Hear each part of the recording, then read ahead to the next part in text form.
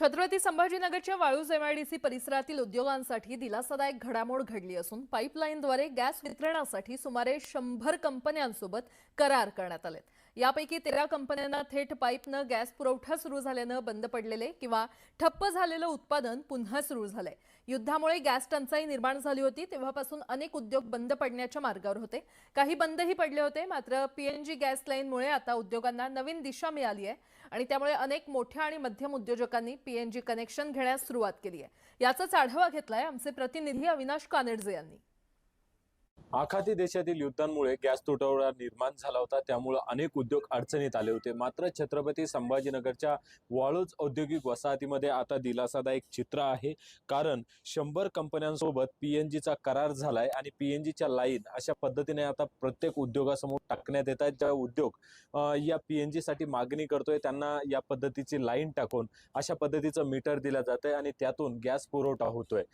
जरी LPG gas नसला तरी पीएनजी वर काम होऊ शकतं किंवा कंपनी चालू शकते, असं हे चित्र आहे। त्यामुळे जवळपास 13 उद्योग जे बंद पडले होते किंवा बंद पडण्याच्या स्थितीत होते ते आता सुरू झालेले आहेत। माझ्यासोबत कंपनी मालक आहेत स्वप्नील कदम। कदम दादा, काय सांगाल? कुठेतरी दिलासादायक चित्र आहे।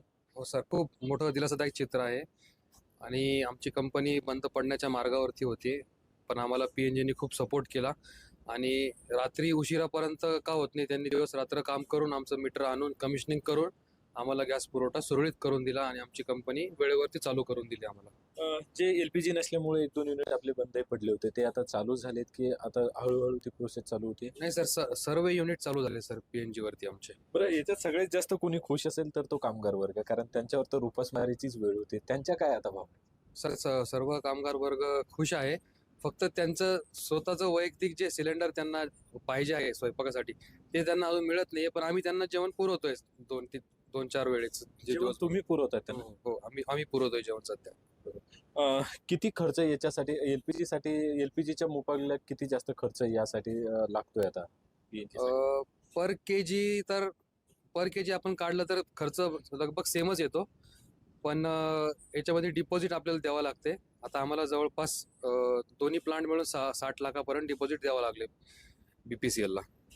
म्हणजे आता पीएनजी साठी जवळपास एका प्लांटसाठी 30 लाख रुपये खर्च येतोय। मात्र कंपनी बंद पडल्यापेक्षा हे दिलासादायक चित्र आहे आणि अशा पद्धतीचं आता हे युनिट या ठिकाणी बसवण्यात आलेलं आहे। आणि जे बंद पडण्यात उद्योग बंद पडायला सुरुवात झाली होती किंवा बंद पडण्याच्या स्थितीत होते ते उद्योग आता चालू झालेत आणि जे बंद पडलेले होते ते देखील सुरू झालेत। त्यामुळे कुठेतरी आता एलपीजी ऐवजी पीएनजी गॅस मिळत असल्यामुळे हे आशादायी चित्र छत्रपती संभाजीनगरच्या वाळूज औद्योगिक वसाहतीमध्ये पाहायला मिळतंय। अविनाश कानेडजे, न्यूज 18 मराठी, छत्रपती संभाजीनगर।